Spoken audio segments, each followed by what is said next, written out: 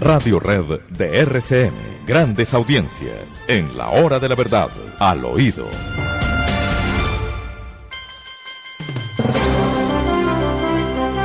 Al oído, William. Sí, doctor Londoño. Tengo, para empezar, algo muy importante que espero la amable radioaudiencia escuche con atención. Es un Twitter de una persona que tiene autoridad moral para decirlo. Y es el siguiente. Amigos payaneses, uribistas, liberales, godos, me cuentan que esas rechiflas que no son ciertas, que los caminantes semanasanteros ovacionaron a Duque. Oiga que hace bien. Los caminantes semanasanteros ovacionaron a Duque. Y los de la Guachafita eran muy pocos. Lo dice Fernán Martínez. Porque la guerra sucia empezó. Montaron y de qué manera.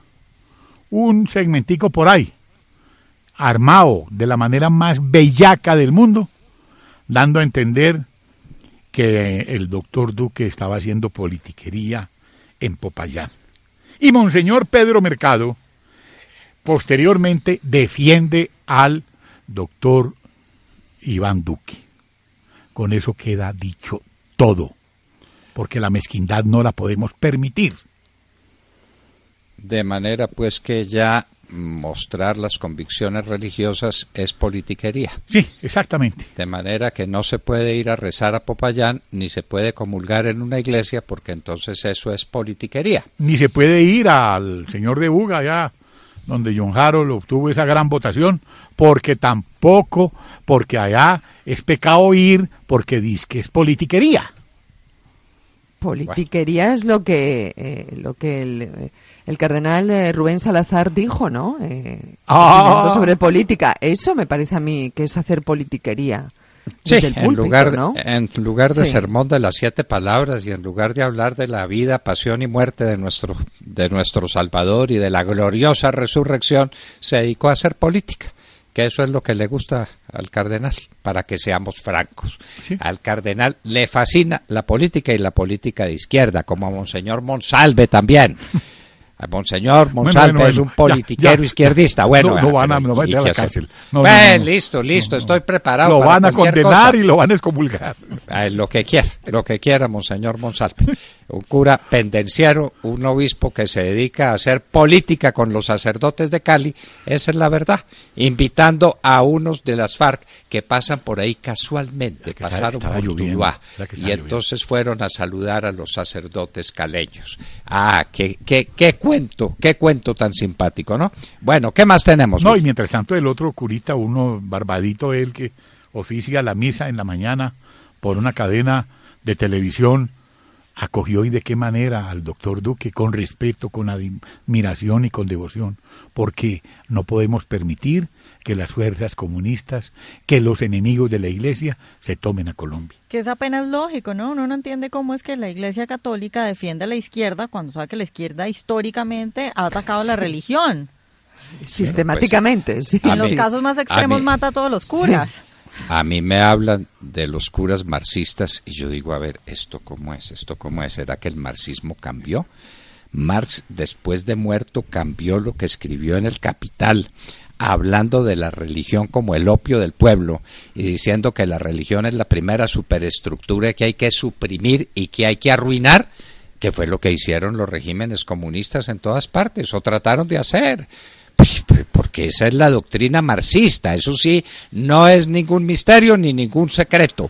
El marxismo es contrario a toda expresión religiosa, y a la religión católica y a la religión cristiana en particular. Lo es. Son los grandes enemigos de toda manifestación religiosa, porque ellos son materialistas, el materialismo histórico de Feuerbach, o eso lo cambiaron en la doctrina marxista. Sí. ¿Cuándo? Nunca. Sigamos. Las últimas declaraciones de Ecopetrol, ¿qué dicen de más? Se cumple un año. Sí. me desconcentré. Se cumple un mes del Tranquila, afloramiento. tranquila. Pero parece un año, Vanessa. Parece un año como este gobierno. Parece un año como este gobierno. Se cumple un mes del Tranquila. afloramiento hoy. Y pues el señor Felipe Bayón, el presidente de Ecopetrol, ha salido a dar las declaraciones al respecto y ha dicho que el afloramiento está parado, que ya lo sellaron, pero que es un sellamiento temporal y que ahora hay que hacer un montaje de 160 toneladas de equipos para sellar definitivamente el pozo.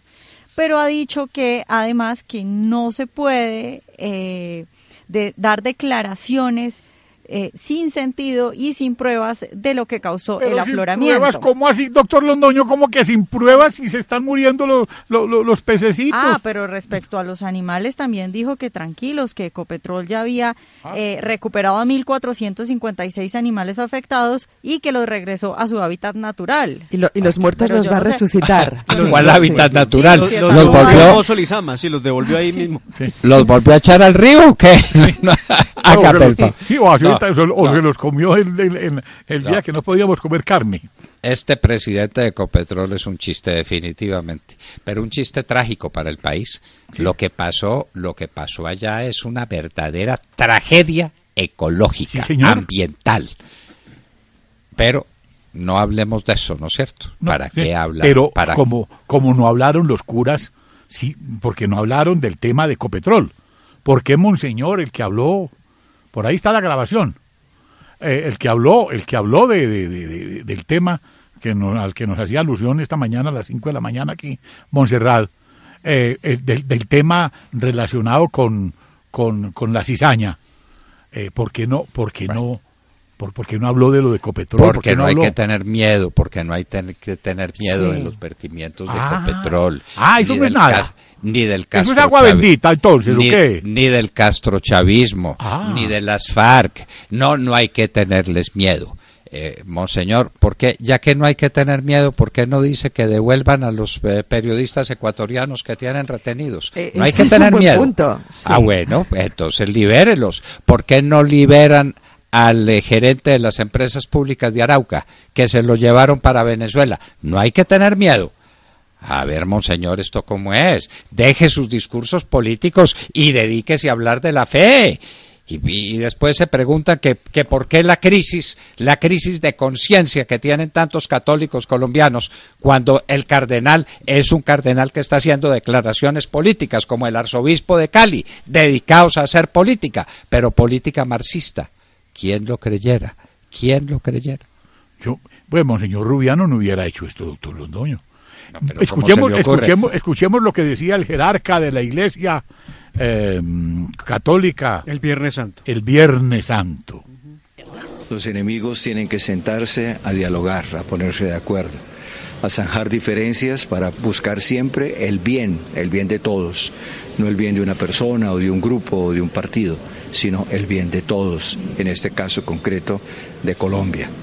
Nos interesa es Colombia, no que gane el uno o que gane el otro, sino Colombia. Por eso, más que tratar nosotros de imponer por la fuerza una ideología o un modo de ver las cosas, lo que tenemos que crear es verdaderamente un verdadero diálogo al país. El país debe dialogar, debe aprender a sentarse, los enemigos acérrimos a sentarse a dialogar. A ver, ¿quiénes son los enemigos acérrimos? Sí, pero sea preciso, sea claro. Ahí habla de Porque es que los colombianos nos entendemos y nos hemos entendido siempre. Se puede uno entender con el que está poniendo bombas, con el que vuela los aeroductos, con el que secuestra periodistas de aquí o de allá, con el que está dedicado al narcotráfico. A ver, dígalo. Dígalo ya, y aquí va a hablar de las FARC. Y hablemos. Sí, ahí es más explícito. Escuchemos. Todos los medios y sobre todo se usa la mentira en el campo electoral, precisamente para tratar de engañar y de crear miedos y de crear angustias que lleven a la gente en una dirección, en la dirección que se los quiere manipular. Por eso es fundamental el que luchemos por la verdad, por la verdad. La verdad es la única que puede hacernos libres, la verdad es la única que puede llevarnos a descubrir el verdadero camino de la unidad y de la paz. El cardenal Salazar señaló que no se debe utilizar el miedo como arma para manipular las elecciones. El miedo a las FARC, que las FARC se iban a apoderar del país en poco tiempo, ahora es el miedo al castrochavismo, quién sabe después será el miedo a qué cosa, pero siempre nos tratan de mantener Entonces, en el miedo. no hay que tenerle miedo al castrochavismo. Ah. Bienvenido, ¿cierto, monseñor Salazar? Bienvenido el castrochavismo. Vaya, dígalo en Venezuela. ¿Por qué no lo dice en Venezuela? Que no le tengan miedo al castrochavismo. Los niños se mueren de hambre, los niños se mueren de desnutrición, la gente no tiene que comer en el país más rico de América. No hay que tenerle miedo a eso, ¿verdad, monseñor Salazar? Oiga, pero... ¿Para qué tenerle miedo? ¿Para qué tenerle miedo a las FARC, que son el primer cartel de la droga del mundo? No hay que tenerle miedo, ¿verdad? A las ollas del narcotráfico, no hay que tenerles miedo. No, al contrario, sentémonos a dialogar con los productores de cocaína y con los que están vendiendo, con los jíbaros que están vendiendo cocaína a las puertas de los colegios. No hay que tenerles miedo, ¿no, monseñor Salazar? Pero por favor. El que amenazó a los colombianos con las FARC, recuerden ustedes, fue el presidente Juan Manuel Santos, claro. Cuando en la víspera al referendo, la votación del referendo, dijo que las FARC volvería a la guerra urbana y que entonces teníamos que votar sí a la paz ese día, ¿recuerdan ustedes? ¿No? Sí, a la paz, sí a la paz. Bueno, y volvieron a la guerra urbana. Volvieron a la guerra urbana con las ollas del microtráfico.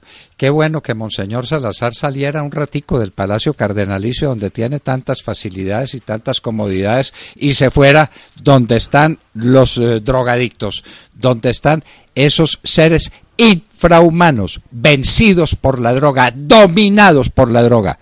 ¿Quién les vende la droga, monseñor? Unas personas a las que no hay que tenerle miedo, ¿no es cierto? No a los narcotraficantes no hay que tenerle miedo, ¿no? ¿Para qué? No, ¿Para qué? Bocherá, espere para que me escuche, Bocherá. Escuche y verá. Se ha querido decir, no, es que si el plebiscito se niega, vamos a poder negociar un acuerdo mejor. No se equivoquen. Si el plebiscito no se aprueba, volvemos a la guerra. Así de sencillo, no es que vamos a volver a la mesa de negociación. Bueno, muy bien, volvemos a la guerra. Entonces, por eso se robó el efecto del plebiscito, el resultado del plebiscito, y respetó la voluntad popular y siguió adelante con lo mismo que ahora en el Congreso se va a aprobar, que es la producción autorizada de cocaína, de coca. Con los 1.7 hectáreas, es que lo rebajaron de 3.4 a 1.7, da lo mismo, 1.7 que 0.8 que 5.4, da lo mismo, autorizado que sea, aparecen los dueños de las 1.7 hectáreas de coca, aparecen, pues claro que aparecen. Y entonces, ¿qué es? Que por un lado está autorizado el consumo y por el otro lado está autorizada la producción. ¿Listos? El país de la coca, maravilloso. Maravilloso, monseñor Salazar, pero no hay que tenerle miedo. Vaya usted a ver las fábricas, las mini y microempresas que se están cerrando en Colombia, la gente que se está quedando sin empleo, los jóvenes que no tienen un empleo en Colombia. No hay que tenerle miedo a eso, ¿verdad, monseñor? No, ¿para qué? ¿Para qué? Es pura propaganda política, pura propaganda política.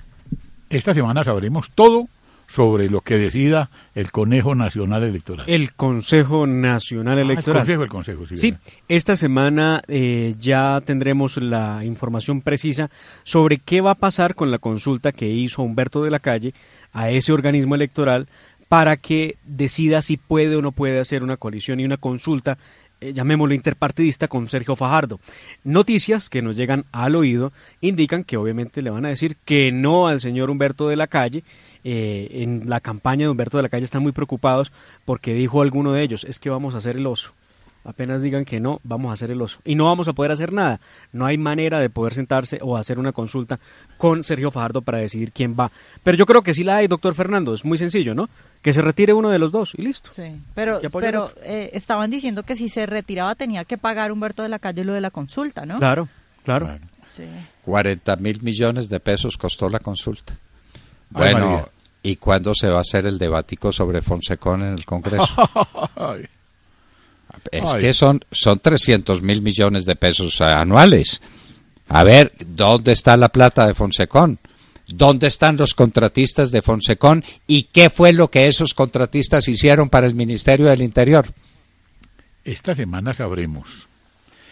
Ya supimos. Los habitantes del Chicó se organizan para defenderse. Esto está como muy... muy dura la cosa. Sí, está como muy dura la cosa. Pues, Sí. a mí me parece una excelente iniciativa. Yo defiendo el derecho a la autodefensa. Resulta que los habitantes del Chicó tienen una organización que se llama Corpo Chicó, han decidido que se van a organizar, van a pagar cada familia una cuota para contratar vigilantes privados que van a tener armas y van a estar motorizados. Estoy leyendo las declaraciones de una de las señoras representantes de Corpo Chicó, dice ella: no me pienso dejar robar la libertad y la tranquilidad, y menos la de mi hija. Luego otro señor dice: 2 ladrones se organizan y nos atracan a 3.000 vecinos desorganizados. Por eso hablamos con los habitantes sobre la importancia de unirnos, ayudarnos y cuidarnos entre nosotros. Este esquema de vigilancia va a empezar este 1 de abril, ayer, y va entre las calles 85 y 92 y las carreras 7ª y 11, y dicen los de Corpo Chicó que ellos ya tienen todas las autorizaciones y que de hecho trabajan en línea con la policía, que si alguno de estos vigilantes ve que sucede algo, pues tiene comunicación directa con la policía. Bueno, eso se me parece mucho a esas asociaciones que se hicieron entre campesinos para defenderse de los bandidos. Sí, señor. Sí. Pero la gente se tiene que defender, así empezaron, sí. el derecho a la legítima defensa. Yo no tengo por qué dejarme matar, yo no tengo por qué dejarme robar. Lo que no hay derecho es que los organismos de control, como es la policía y el sistema judicial que hablábamos esta mañana, no funcionen, ¿no? Y no actúen. Claro. Sean tan ineficaces. Sí, no hay derecho. Pagar impuestos para eso, no hay derecho. Eso precisamente dicen los de Corpo Chicó, que ellos durante años, que llevan más de 3 años pidiéndole a la policía que haga algo porque los robos son constantes y no hacen nada. Entonces, pues estos señores decidieron organizarse y pues me parece que está muy bien. Y como para cerrar esto con broche de oro, Monse, la falsa paz de Colombia, según Ramón Pérez Maura, quien desnuda a Enrique Santiago y le dice cuántas son 5, porque Enrique Santiago, el apóstol de las claro, FARC. El apóstol con Álvaro Leiva, ¿no? Los apóstoles de las FARC. ¿Cuánto cobraron? Eso es pagando. Y Pérez Maura, claro. Y Pérez Maura hace una profilaxis a todo el daño que le ha causado el señor Enrique Santiago a este país. A él le pagaba el gobierno colombiano, lo dijo Pérez Maura en una de sus columnas, Monse. Así es. Muy poco Cuéntanos apreciado. Enrique Santiago. Cuéntanos quién es Pérez Maura para rematar y listo. Es un personaje muy importante, ¿no? Dentro del periódico ABC, o me equivoco. Creo que es ese. Yo he leído varios artículos de él, ¿sí? Y sigue muy de cerca la realidad colombiana. Y lo entutelaron no se deja engañar en absoluto, y yo creo que ya la realidad es tan obvia que ya internacionalmente se está destapando todo. Ya no puede el gobierno seguir haciendo ese lobby que estaba haciendo, que ha sido muy eficaz hasta ahora, pero ya no funciona, ¿no? Ave María, si la gente se dio cuenta hace rato para dónde iba esto. ¿Para dónde iba todo esto? A convertir a Colombia en otra Venezuela, a lo que no hay que tenerlo miedo, según Monseñor Salazar. ¿Cómo le parece? ¿Para qué? ¿Cómo le parece esto? Pues a mí me parece que viendo lo que vemos todos los días en Venezuela, sí tiene sentido tenerle mucho miedo. Lo siento mucho, pero el nuevo discurso de Petro es que sí hay que tenerle miedo a lo que sucede en Venezuela, pero que si alguien va a volver a Colombia como Venezuela, es Álvaro Uribe. Eso es lo que dice ahora la izquierda. Era lo que faltaba, ¿no? Pero lo peor es que la gente le cree, o sea, la gente le cree que el país se va a volver una potencia quitando el petróleo y cultivando aguacate. Y ahora le creen que Uribe va a volver a Colombia como Venezuela. Y María Clara Ospina, en El Colombiano, dice que Juanpa le falló a las FARC. Escribió una gran columna María Clara Ospina en el diario El Colombiano. Así como los invito a leer Las Dos Orillas con la extraordinaria columna de nuestro director, el doctor Fernando Londoño Hoyos. Bueno, y estábamos hablando con ustedes al oído.